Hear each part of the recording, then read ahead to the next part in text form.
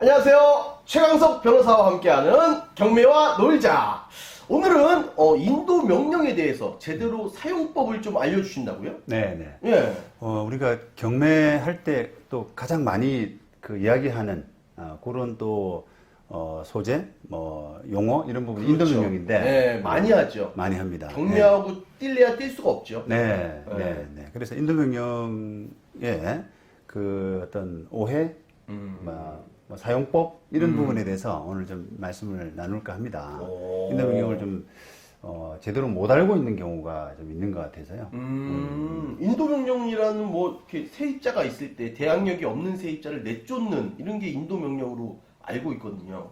그렇습니다. 네. 우선 뭐 제가 이제 법 조문을 좀 이따 보여드릴 텐데 일단 좀 간단하게 설명하면은 우리가 명도 소송이라는 말을 쓰잖아요. 그렇죠, 그렇죠. 근데 이제 그거를 명도를 이제 인도라는 부분으로 뭐 거의 대등소이한 말이거든요. 네네네. 근데 이제 인도 소송이나 명도 소송은 본 사건, 본안 사건이라고 그래서 그 인도 명령하고는 좀 다른 그 본 사건으로 취급을 해가지고 우리가 재판은 보통 하게 되면 좀 너무 길다라고 하는 그렇죠. 생각들을 많이 하잖아요. 예. 그러니까 명도 소송이나 인도 소송도 법원이 좀 그 다른 소송보다는 좀 빨리 한다고는 하는데 그래도 오래 걸리죠. 그래도 오래 걸려요. 이게 더구나 이제 우리가 코로나 시대를 맞이해서 법원이 이렇게 재판의 그 재판 날짜를 조금 더 여유 있게 그러니까 한 법정에 이제 뭐 사람이 이렇게 밀집되지 않도록 그렇게 좀 드문드문하게 하다 보니까 우리 이제 변호사 입장에서는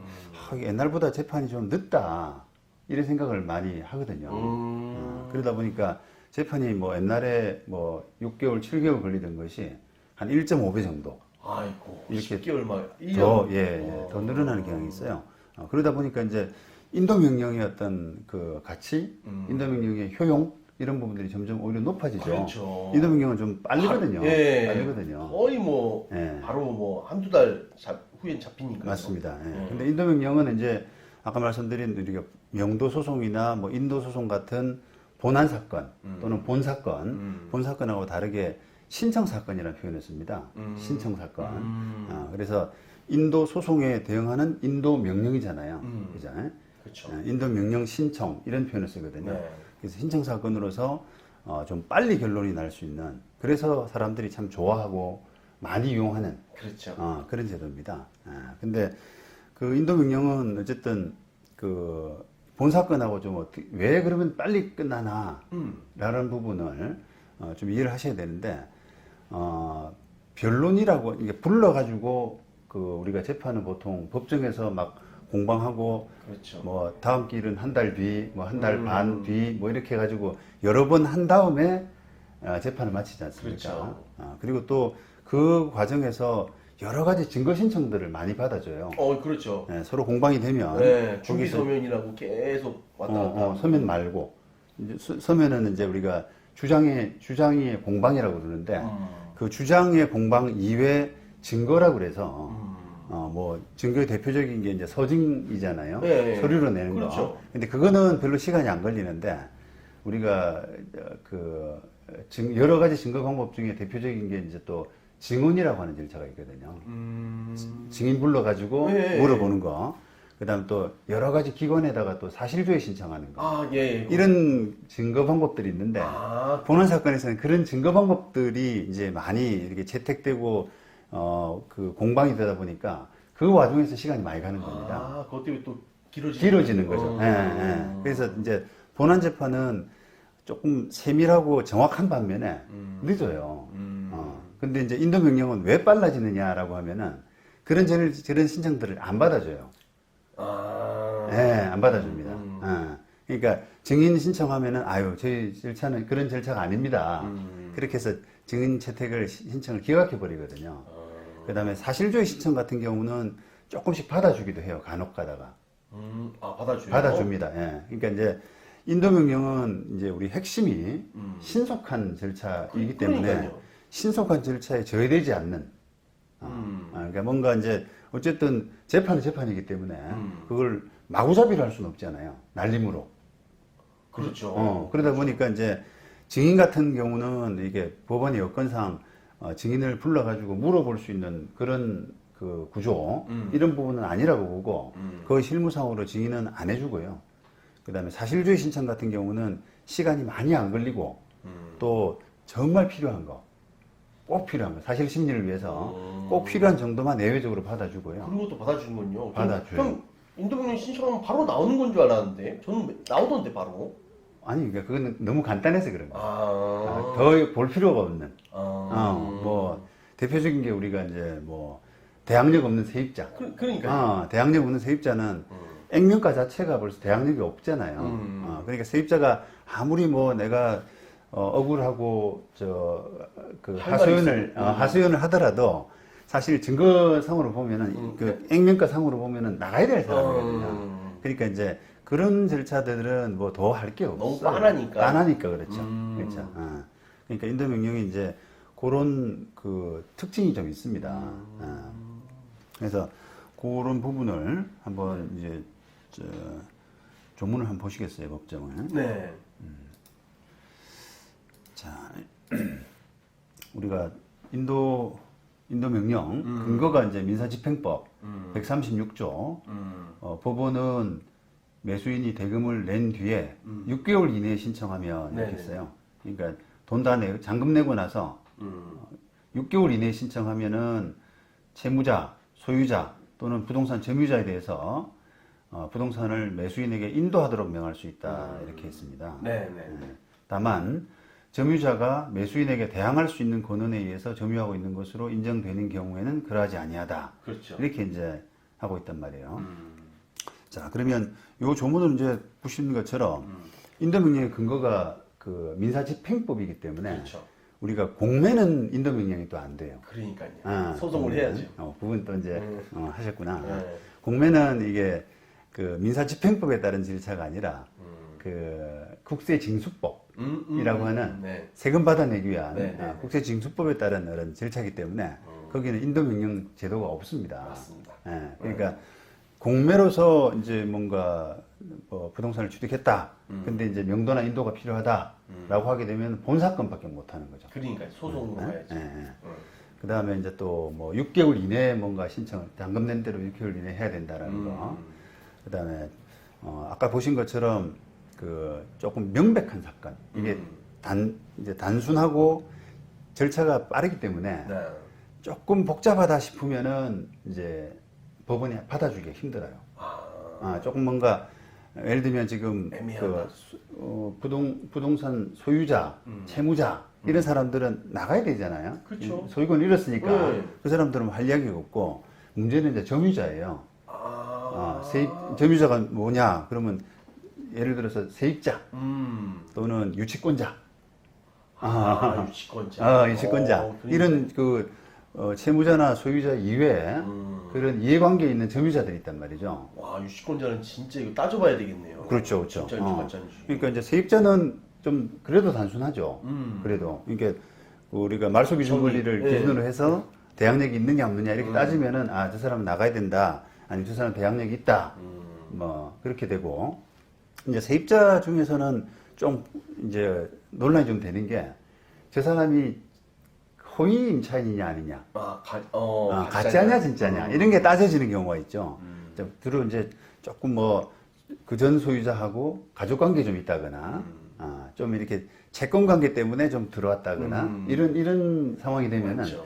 이 세입자가 가짜 진짜냐가 좀 애매해지거든요. 그러니까 이제 그런 것들을 따질 때는 그 논란이 될 소지가 많은 그런 경우는 인도명령을 잘 안 해줍니다. 허용이 잘 안 되는 거예요. 안 되죠. 그러면은 증거 신청도 안 받아주고 뭐 이제 한두 달 만에 막 이렇게 빨리 결정을 해버리니까 그런 사람들이 이제 인도명령으로 쓸려 나가게 되면 나중에 회복할 수 없는 손해가 생기잖아요. 그러니까 이제 법원이 그럴 때는 신중해지는 거죠. 전입이 없는데요? 아니 이제 그런 전입은 기본적으로 있는데 대항력이 있을 때. 예. 그런 이제 세입자 말을 뭐 인도명령 신청을 했는데 그 세입자 말을 들어보니까 그럴듯하다 이 말입니다. 그럴듯하다. 이게 그 뭔가 주장할 수 있는 세입자고 뭐 그런 경우에는 이제 인도명령으로 안 받아들여지는 거죠. 그것도 저는 무조건 내면 결정이 나오는 줄 알았는데 그게 아니군요. 판단하는군요, 그것도. 기각 결정이 나죠. 인도명령을 기각한다라고 결정이 나는 거죠. 아, 그래요. 그래서 이제 제가 이제 인도명령의 올바른 그 사용법 이런 네. 말씀을 드리는 것이 우리가 인도명령은 그냥 뭔가 인도명령은 쉽게 난다라는 생각을 하는 경우가 네, 있단 저도 말이죠. 그랬어요. 근데 이제 그거는 쉽게 날 만한 대상을 잡으니까 쉽게 나는 거예요. 그죠? 예를 들면 이제 전 소유자, 그다음에 대항력 없는 세입자 이런 사람들은 뻔하단 말입니다. 그런 사람들은 인도명령 신청하면은 당연히 그냥 법원에서 신문을 뭐 하기도 하고 안 하기도 하고 해가지고 바로 결정을 내주기가 좋죠. 그런데 이제 그런 것들을 이용하는 절차이다 보니까 사람들이 인도명령 그냥 나는 거야. 그렇죠. 어. 등기 치면서 인도명령 넣어주세요. 그렇죠. 예. 인도명령 그냥 나는 거야라고 생각하는데 반대로 생각하면은 애매한 사건에서 인도명령을 넣는다라고 하면은 인도명령이 기각되는 경우가 꽤나 많습니다.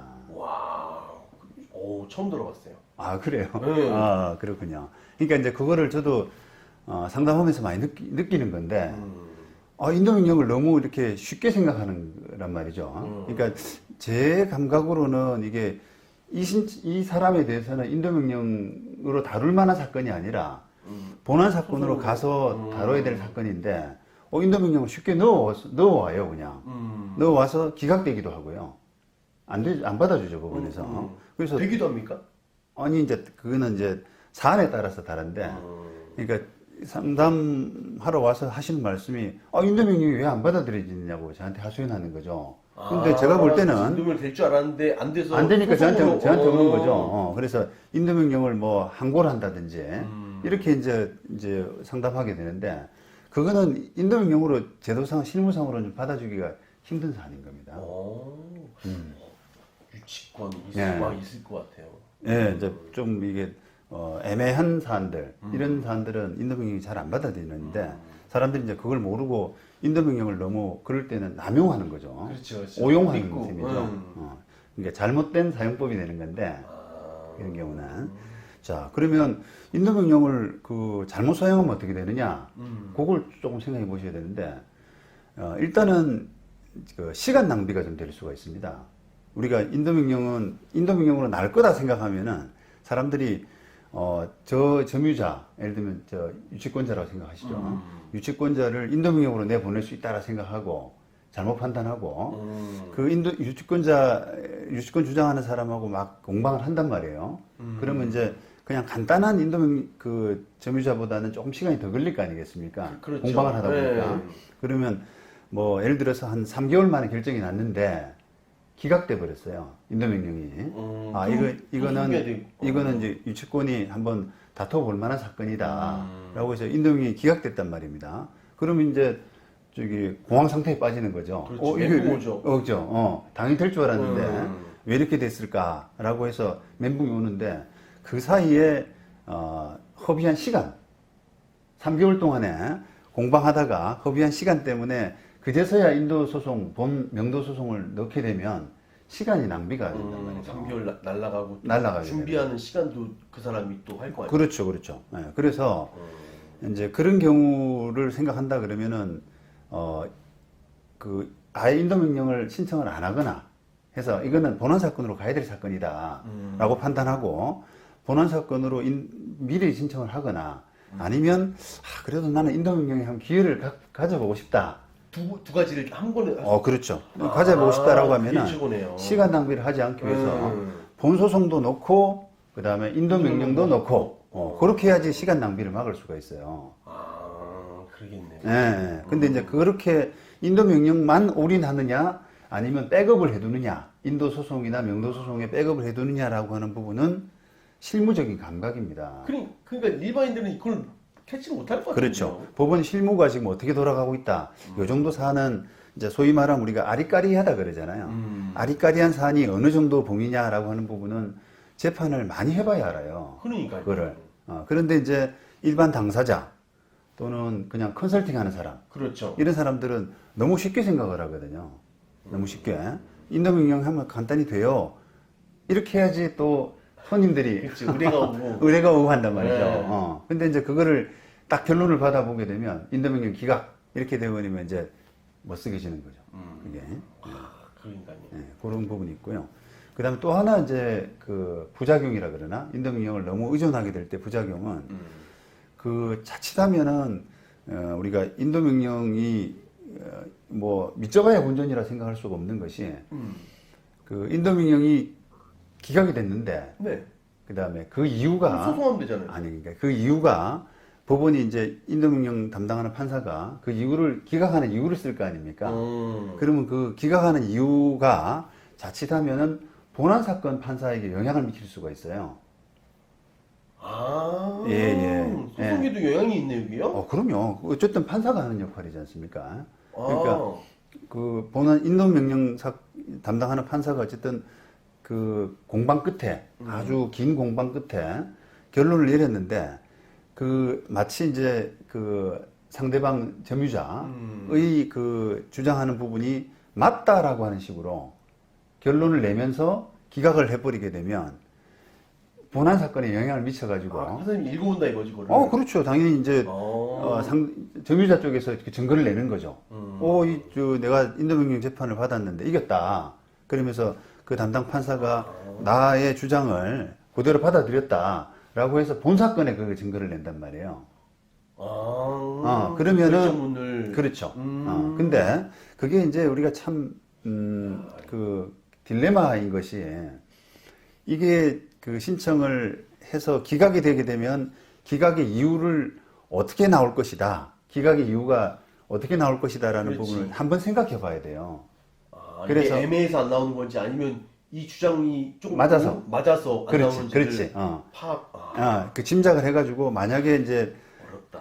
예 그렇게까지 나게 되면은 내가 본 재판에서도 영향을 받을 수밖에 없다. 그러겠죠.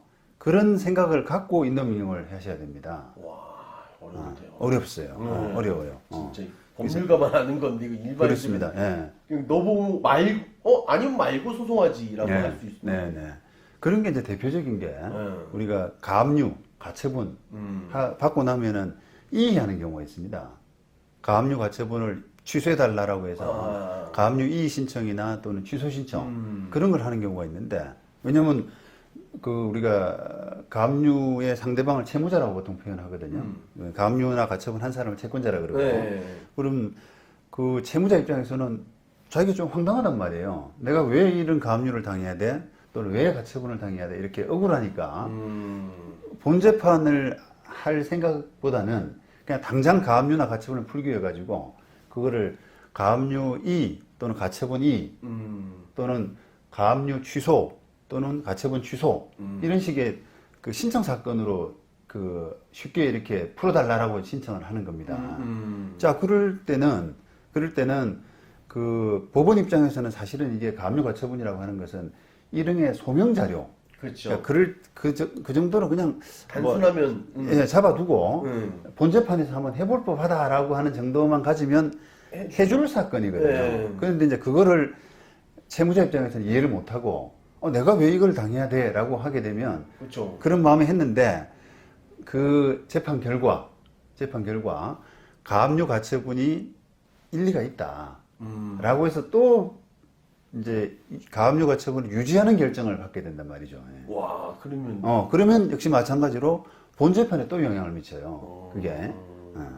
그러니까 이제 이게 우리가 판단이라고 하는 것은 뭔가 그 아까처럼 우리가 인도명령이 기각돼야 돼라고 하려 그러면 그 점유자의 주장을 어느 정도는 받아들이고 기각시키는 결정을 해야 되잖아요. 그렇죠. 그러다 보니까 그 판단이 나중에 본안에 영향을 미칠 만한 쪽으로 날 것이다라고 생각되면 하지 마. 아예 안 하는 게 낫단 말입니다. 아예 안 하는 게. 와, 그렇죠. 괜히 쉽게 하려다가 더 자기가 그 피해를 보는 거죠. 더. 그렇죠. 예. 그런 경우는 이제 믿어봐야 본전이 아니란 말이죠. 그러니까 완전 미치는 거죠. 미치는 겁니다. 그냥. 그래서 이제 그런 사례를 한번 제가 좋은 사례를 하나 가져왔는데요. 봅시다. 자, 지금 요게 이제 감정평가 일부인데. 오유, 와, 이건 어떻게 보면 건물이네요? 예, 거의 건물이죠. 네. 예. 이렇게 보시면 거의 뭐 요 사건은 이제 경매 토지만 경매로 난 겁니다. 그래서 의뢰인이 토지를 경매로 받았는데 경매에서는 어쨌든 이게 그 구조물, 철구조물이라고 그러죠. 그렇죠. 이 철구조물, 이 주차장 건물로 지은 거예요. 그런데 이 철구조물이 감정평가가 아예 안 되고, 감정평가가 안 되고요. 땅만 감정평가를 해서 네. 했는데, 그 법원의 이제 그 생각은 이 그 구조물은 땅하고는 좀 다른 건물, 그러니까 땅을 취득해서 그 이 철구조물까지는 취득 못할 것 같다라고 생각을 하고, 네. 땅만 감정평가해서 경매로 내놨는데, 네. 이걸 이제 낙찰받은 의뢰인은 이거 내가 땅을 낙찰받으면 이 철구조물까지 같이 부합으로서 같이 가져올 수 있다라고 생각한 거죠. 같이 가져올 수 있다. 자, 그래서 이제 이게 근데 이제 야, 애매한데요? 애매하죠. 가져올 수도 있을 것 같은데. 그러니까요. 예. 그러면 이제 이게 부합의 논리인데요. 부합 땅을 취득을 함으로써 그 위에 붙어 있는 뭔가를 부합을 통해서 같이 취득하느냐 이런 논란이잖아요. 그러면 이제 이게 아까 사진에서 보신 것처럼 이 그 부합이라고 하기에는 좀 너무 크죠. 그러니까요. 거의 건물처럼 보이지 않습니까? 네, 완전 건물 같기도 하고 부합물 아닌 것 같기도 하고 것 같기도 하고. 예, 그렇습니다. 그래서 이 이제 의뢰인이 제가 이제 소송 담당까지 다 했었는데 결국은 하여튼 좋은 결론을 받았습니다. 의뢰인이 좋은 결론. 부합돼서 그 구조물까지 취득했다라고 보는 거죠. 아, 진짜로요? 와, 예. 와 일거양득이네. 예. 그런데 이제 요걸 땅을 낙찰을 받고 나서 일단 취한 행동이 인도명령 신청을 했어요. 그거를. 근데 이제 우리가 그 회의 끝에 이거는 인도명령이 좀 안 될 수 있는 사안이다. 왜냐하면 부합은 된 거는 같은데 법원이 좀 부담스러워 할 것 같다. 그렇죠. 건물이니까. 이게 이제 건물처럼 보이니까. 네, 그렇죠. 건물처럼 보이니까.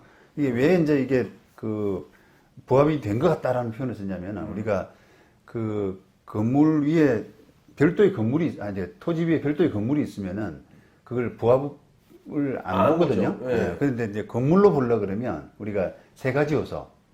지붕, 네. 기둥. 하나가 주벽입니다. 주벽. 근데 주벽이라는 게 이제 뭐냐라고 하면 둘레벽이에요. 둘레벽. 둘레주자거든요. 그래서 기둥과 지붕과 둘레벽이 있는 그 정도는 돼야 건물이라고 보는 거거든요. 그럼 이 사진에서 지금 보시는 것처럼 뭐가 없어요? 둘레벽이 없죠. 둘레벽이 없죠. 그러니까 이게 건물이 아닌 거예요. 아, 진짜요? 법적으로는. 예. 그래서 지금 기둥만 있으면 되는 거 아니에요? 주벽이 있어야 된다니까. 그런 것도 보는 거야. 그렇죠. 판례상으로 이제 그 세 가지 요소를 갖춰야 된다고 보는데 딱 봐도 둘레벽이 없잖아요, 전혀. 없죠. 그러다 보니까 건물은 아니고 왠지 그 법리적으로는 그 부합돼서 취득했다고 볼 가능성이 크기 때문에 의뢰인 입장에서는 이제 이걸 그 구조물을 점유하고 있는 마침 그게 이제 공사가 제대로 안 되고 스톱된 상태에서 그렇죠. 유치권자가 점유하고 있습니다. 그러겠죠. 그러다 보니까 유치권자 상대로 인도명령 신청을 한 거예요. 인도명령을. 하고 소송한 거예요? 같이 한 거예요? 같이 했죠. 이제 애매하니까 아까 말씀드린 것처럼 시간 절약을 위해서 인도명령도 하고 그다음에 본안 사건도 하고 했어요. 그런데 인도명령은 이게 애매할 수 있는 사건이에요.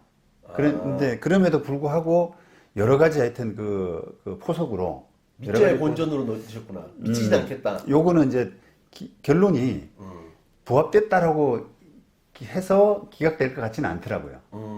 부합 안 됐다라고. 독립한 건물이다. 왜냐하면 독립한 건물이 분명히 아니기 때문에. 그래서 인도명령의 가능성을 한 50% 이상은 사실 받고 또 기각되더라도 뭐 부합이 안 됐기 때문에 뭐 이게 기각이다라고 하기에는 조금 이제 그런 부분에서는 건물이 아니니까. 예, 자신감이 좀 있었기 때문에 신청을 했는데 결국은 어쨌든 그 결정문 보신 것처럼 지금 인도명령은 광주. 예, 기각됐습니다. 기각됐다. 근데 이제 이유가 한번 보시면은 이 정착물이 독립한 건물이 되었는지가 반드시 명백한 것은 아니지만 그렇다고 하더라도 토지의 부합물로 볼 수 있을 정도로 과소한 규모는 아니라고 할 것이다. 조그마지 않다. 크다. 예. 따라서 매수인이 간이 신속하게 경매 목적물을 그 인도받을 수 있도록 하는 제도인 인도 명령을 통해서 이 정착물의 인도를 명할 수는 없다. 그러니까 이 본재판에서 따져라. 이렇게 해서 소송으로 판단해라라고 한 거죠. 그래서 그 재판을 이제 이게 그 광주에 있는 물건, 전라도 광주에 있는 물건이라 인도 명령은 또 인도 명령은 또 광주까지 가서 했었어요, 제가. 그런데 이제 원래 지방 안 하시잖아요. 예, 근데 이제 좀 이게 의뢰인이 낙찰한 의뢰인이 좀 각별한 분이라 예, 그렇게 했는데 이게 이제 본 사건은 우리가 그 소송에서 그 본 사건 관할은 가장 이제 기본이 그 채무자 피고의 주소지 관할이거든요. 네네네. 근데 피고는 또 주소가 또 인천에 있어요. 그러다 보니까 아니요, 이제 본 소송은 인천이 관할이 되는데 인도 명령 관할은 반드시 물건지예요. 아니 그러니까 경매 대상물 그러니까 경매 법원 경매 법원 소재지 경매 법원이 관할하는 소재가 돼요. 왜 그러냐면은 한번 그것도 이제 말 나온 김에 말씀드리고 싶은데 왜 그러면 이거는 왜 그 신청인 상대방 주소나 이런 걸 안 가고 왜 굳이 이게 그 경매 법원에 전속 관할로 했을까? 전속 관할이거든요. 했을까라고 하면은 우리가 옛날 그게 기록을 생각하시면 돼요. 옛날 소송 우리가 이제 지금은 전자소송을 많이 하는데요. 종이 기록이 있을 때를 따져보면은 그 인도명령은 경매 사건이 끝나고 나서 6개월 안에 벌어지는 사건이잖아요. 그렇죠. 그죠? 그러다 보니까 그 경매 기록이 있는 법원에서 재판을 하는 것을 염두에 두고 법을 만든 거예요. 그죠? 그 물건지에 있는 법원에서 해라. 그렇죠. 경매를 담당한 법원에서. 그 경매계에서. 네, 경매 기록이 거기 있으니까. 인도 명령만. 정말. 그렇게 지금 이제 민사집행법이 그 여러 가지 이제 관할이나 이런 거가 관련해서 이렇게 어느 법원에서 하느냐라고 하는 부분을 짤 때 옛날에 그 종이 기록이 소재하는 법원, 예를 들면 대표적인 게 이제 가압류가처분 2도 그래요. 가압류가처분 2 사건도 그 상대방의 주소지에 하는 게 아니라 가압류했던 법원, 가압류를 결정했던 법원, 그다음에 가처분을 결정했던 법원, 거기에 전속 관할입니다. 또 그것도 마찬가지로 가압류 가처분 기록이 거기 있는 거예요. 종이 기록이. 효율적이지 않은데요? 옛날에 그러니까 옛날에 종이 소송에서는 그게 좀 부득이했다고 봅니다. 그렇죠. 네. 이 자료가 여기 있으니까 갖고 그 법원 판사가 하는 것이 맞다고 보는 거죠. 안 그러면 종이 기록이 너무 많이 움직여야 되잖아요. 그렇죠. 가압류는 만약에 부산에서 했는데 가압류 2를 주소지가 서울이라 그래서 서울에서 하게 되면 그 부산에 있는 기록을 서울로 보내고 요즘 그냥 보내면 되는데 사진 찍어서 보내면 돼요. 아니 이제 요즘 전자소송이니까 그러니까요. 다 내려받기를 할 수 있으니까요. 상관없는데 옛날에는 종이 기록 시절에서는 그게 더 효율적이라고 생각해요. 그게 될 것 같은데 그죠? 그러니까 하여튼 전속 관할로 만들어 놓으니까 아까 지금 이 사건도 인도명령 사건은 경매 법원 광주에서 하게 됐고 본 사건은 인천에서 판단을 받은 겁니다. 그래서 하여튼 그게 그런 우여곡절 끝에 멀리 광주까지 내려갔는데 기각돼 버렸습니다.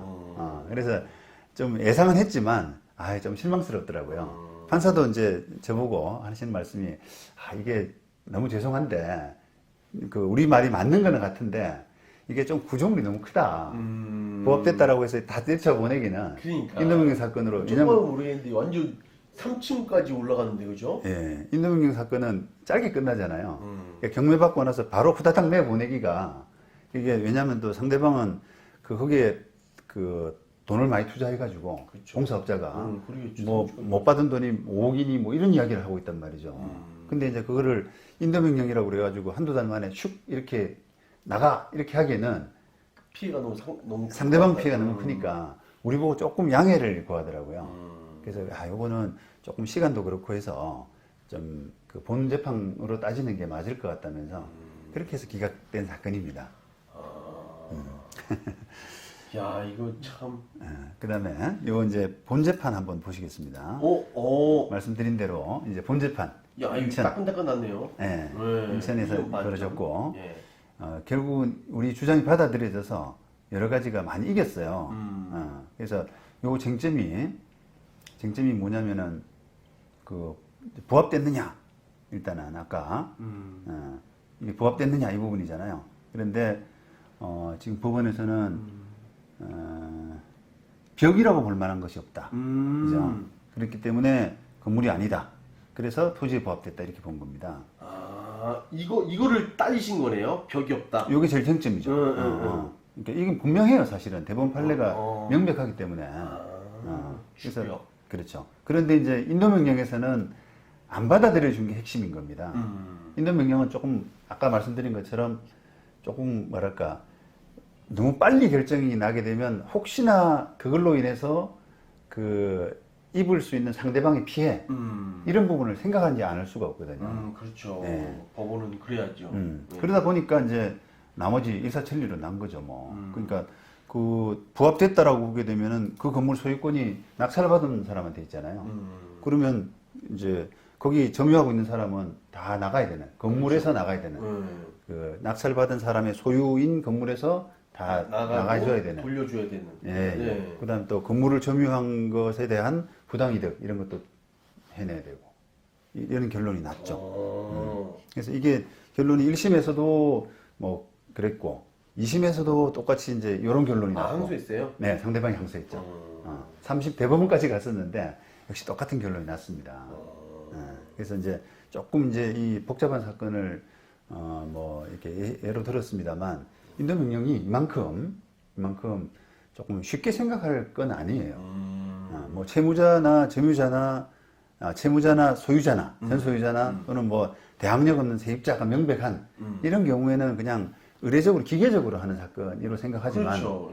조금 이제 따져볼 만한 그 부분 그런 대상일 때는 조금 아까처럼 시간적인 부분 그다음 또 본안에 미칠 영향 이런 부분을 생각한다 그러면 좀 조심스러워야 된다.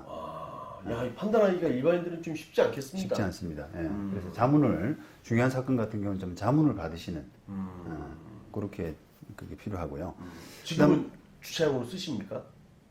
아니요. 이제 꼭 쓰는 거 아니고 지금은 이제 매물 내놓았죠. 이 상태로 다 이제 취득해가지고 해놨죠. 그다음 또 하나 이제 곁들여서 말씀드릴 부분은 네. 인도명령을 또 어떤 경우에는 한번 아까처럼 그 조심스럽게 한번 해볼 법한 사건도 있습니다. 어떤 경우에는 그러니까 이제 그게 저는 대표적인 게 유치권 사건이라 생각하는데요. 유치권은 이 점유를 상실하게 되면은 그 유치권이 다 날아갈 수 있는 그렇죠. 그런 권리이기 때문에 이 인도명령을 신청해가지고 잘만 판단되면 아주 횡재를 할 수 있는 그냥 싹 없어질 수 있는. 인도명령 집행이 유치권이 돼버리면은 없다. 나중에 인도명령이 있다고 한들 그게 어떻게 할 수가 없어요. 결정이 나면 끝난. 결정 나고 집행되면 결정 나고 집행돼서 나중에 본재판 갔는데 네가 유치권자가 맞아 유치권이 있었어라고 해본들 낙찰자한테는 아무런 하소연을 할 수가 없는 권리를 아예 그러니까 인도명령 집행에 따라서 권리가 훅 날아가 버리는. 그렇죠. 점유율 상실하니까. 예. 그런 상태가 돼버려서. 옛날엔 그게 유치권이 성립되지만 지금 네가 유치하지 않잖아. 그렇죠. 그죠? 예, 그런 게 되죠. 그렇다고 뭐 손해배상 청구할 수도 없고. 그렇기 때문에 이게 그 여러 가지를 따져서 이게 인도명령으로 한번 해볼 법하다. 우리가 이제 뭐 어떤 결정을 할 때는 뭔가 득실을 생각하잖아요. 그렇죠. 이걸로 인해서 얻을 거 하고 이걸로 인해서 잃을 걸 생각하는데 득이 많다라고 생각하는 경우에는 한번 도전해 보는 것도 괜찮단 말이죠. 근데 이제 아까처럼 반대로 이제 실이 많은 경우, 그렇죠. 안 될 게 좀 명백하다든지, 그다음에 또 시간적인 부분을 백업을 좀 안 해놓는다든지 이런 식의 이제 그 경우에는 안 하는 일만 못한. 그렇지. 네. 아예 그냥 하지 말고 아니, 소송으로. 본소송으로 그냥